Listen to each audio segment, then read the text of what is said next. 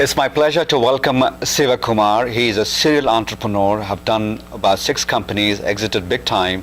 This is his 7th, TheFind.com. It's truly a pleasure to welcome you, Siva. Thank you for having me. You have done your previous companies in the networking / other spaces, but what made you come to the social side of things? Well, the bubble was just forming, and the serious answer is I always wanted to do a consumer internet company. And my background has always been in hardware and telecoms. So this was I was watching my wife shop, and I got really enthusiastic about the poor experience she was having and the way to apply technology to solve it. So that's what got me to this space. It'll help our audience understand a bit more, because since it's for women, yes, I think there's a lot more attraction to it. Yeah. So can we delve a little bit more into the technology and actually the behavior of the consumers who come to your particular site? So let me explain what TheFind is. TheFind is about applying technology, state-of-the-art technology, to making shopping easy and more fun. And if you look at it, much of shopping so far, before we started TheFind, has been about commodity items, to find the best price, to find, for most typically commodity items like books, music, video, computers, electronics, cameras, all the things that guys buy for guys, right? And we want a hunt and peck model. We want to go quickly, find the lowest price, buy it. 5 minutes later, we're out, right? That is not how women shop. So that's what I learned a lot about, was women like to browse. They like to learn more about the item. They want big pictures. They want to really see as much choice there is as possible. So we said, let's apply real good computer technology, machine learning, and search technology, image processing, and the growing field of big data to apply to make this experience easy, fun, and exciting. And it's a very different experience on TheFind than you would see anywhere else. I wanted to understand a bit of the science behind the behavior pattern that you obviously look into before you do your algorithms, etc. So Well, it's a lot of it is right comes from raw interviews to actually doing taped recordings of women shopping, and so we did a lot of that before we actually started developing the algorithms and watching people what they wanted, how they would like to go about it, and what are the issues they saw with online shopping and the way to use online technology. And we designed, right from the user experience onwards to the algorithms, an experience that's better suited for a women shopper. It doesn't mean it doesn't work for men, but men necessarily don't always shop that way. And so we took a lot of cues from physical stores. So we also did a lot of store visits to understand how stores are laid out and why they're laid out a certain way. That's all included in the kind of experiences we deliver. And we're not only an online site, we work on the web, of course, but we also have a very, very large mobile phone presence. And very soon, next week, we're rolling out a tablet, iPad app. That's, again, very different from all the other experiences. And each of them help actually define the way women shop and provides a complementary experience. So how are you different? Because there are other companies who are still existing, but there's few who have exited in the similar space. Mm-hmm. So trying to understand your niche. Well, the e-commerce space, or retail, U.S. retail, is very, very large. It's in the trillions of dollars. And e-commerce is still in the single digits. It's in the 5, 7, 8%. So it's got a long way to go, especially if you took areas like lifestyle goods, fashion, home and garden.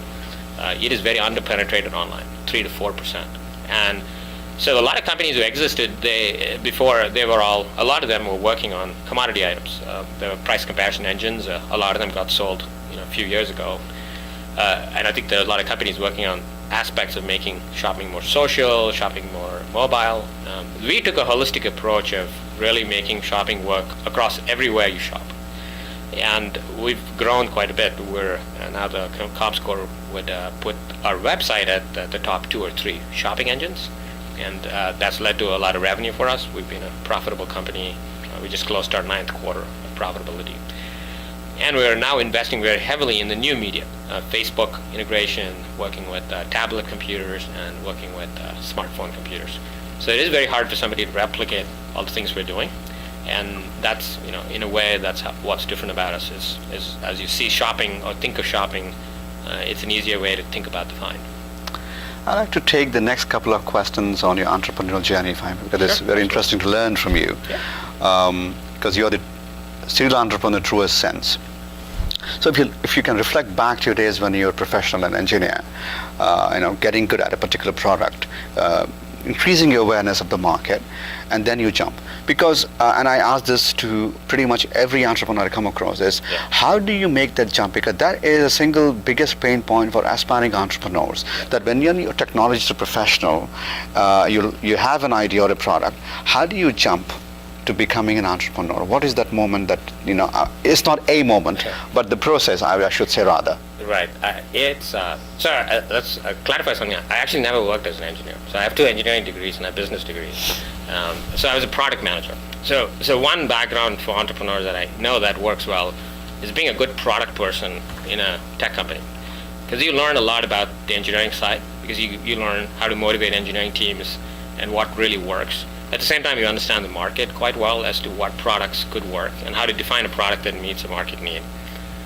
If you are able to do that, then the next part is about your risk perception, and thinking like an entrepreneur. Entrepreneurs, think a certain way, and if you interview a bunch of people, you definitely will get the feel for it. So what it means is we underestimate risk. Entrepreneurs will think things can get done much faster. Things should take less time less energy to build. They'll be successful the first time out. You're positive, right? So you tend to underestimate everything to do with risk. So I think what you have to take into account is that if you're able to communicate that to a team of people, then you should become an entrepreneur. If you can't convince a set of people that what you believe is going to happen, then that's just work at a company. Because it's all about, can you get a team of people moving you a certain way? And when would you do it? The question is really as early as possible, because then you can afford to take more risks. As I mentioned, you underestimate risk, right? So if you underestimate risk and you've got a family, you have a kid, you have mortgage payment, it's probably not the right thing at that point. And if you had started much earlier when you had an apartment and probably were not married, then chances you take higher risks and you could succeed better. So next question obviously is putting a team together. Yeah. You've had so much experience. So share with us an example of putting a good team together. So here's an example of the team is clearly you need really strong technical people. So if the entrepreneur is a technical person, that's good. They're able to bring on some people. So I'd always say that you should look at people you work well together, and you should look at people who are good and work well with you. That's a good set. And never have a very large team initially. It's pretty much a 3 to 5 person team is a big size. You should also have somebody who's complementary to you, in terms of risk perception, but also in terms of areas that you don't necessarily know. So if you're an engineering person, having a business person is a good complement. And having somebody who's with a good sales skill, if you're not a salesperson, which if you're not, you should consider whether you want to be an entrepreneur. Because one of the first things you realize is most of your job is selling somebody on something. And that's I think a good team of 3 to 4 people, maximum of 5 people. And once you start that, then each of those people must be capable of also getting more people on the company. And the evolution for this is your funding. You have your own money, or you go to your friends and family, or you mortgage your house or buy jewelry, whatever you do. You come up with the seed money, and then you go to either angels, or if you're someone like you, probably straight away the VCs come knocking on your door. So it'll be also good for us to learn from you that process. You can take it either way. Well, I think there are more and more funding sources nowadays. There's incubators, there's seed funds. So when I started my first company, there was only one source. Yes, you could mortgage a house, but it wasn't going very far, because anything you had to do, you have to pay a lot of people, and infrastructure was expensive. So I just continued knocking on VC's doors. I mean, the key is if you cannot sell somebody to give you money, the idea is probably not worth doing, right? Because my theory is you always overestimate possibility of success. So if somebody is willing to give you money, that means, another person thinks the same way. And that person has got money, so they're an investor. So they're validating the idea. So I think it's important to get money from outside, from anybody, even if it's a person only casually. Friends and family I will avoid, because it's breaking relationships you perhaps cannot repair because something might go wrong, right? So I would say at this point, going to incubators and going to seed funds is probably a good route. And if you convince a set of them to give you money, then there's a good company. So the second part of my last question is exit. Yeah. You're tied with the investors, so you have to really choose because you get married to them in some way. Yeah. So exits are equally important. Absolutely. Exits are the most important thing. So your wisdom in terms of the exit strategy. Well, I think you got to think about it right from the beginning.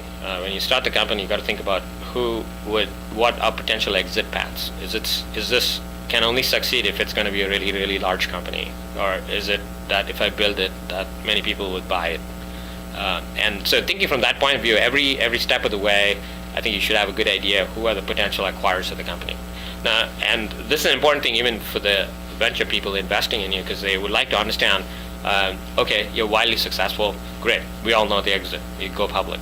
If you're not, then who are the people who are likely to acquire you? And if so, are there 50 companies just like you, which makes the acquisition price go down? And I think constantly building relationships with the companies that might acquire you is a good one, building business relationships. And I suggest doing that as early as possible so that you get a feel for how those companies are, whether they really like what you're building, and if so, could there be an acquisition? And companies are never really sold, they have to be bought, which means that the acquirers must come calling you and say, hey, I know, Shiva, that you want to build a big company, but how about if we create a big thing together, and that's a good conversation to have. So Shiva, I wish nothing but the absolute best and hope TheFind hits another big home run for you. Well, thank you, and really appreciate having me on. My pleasure.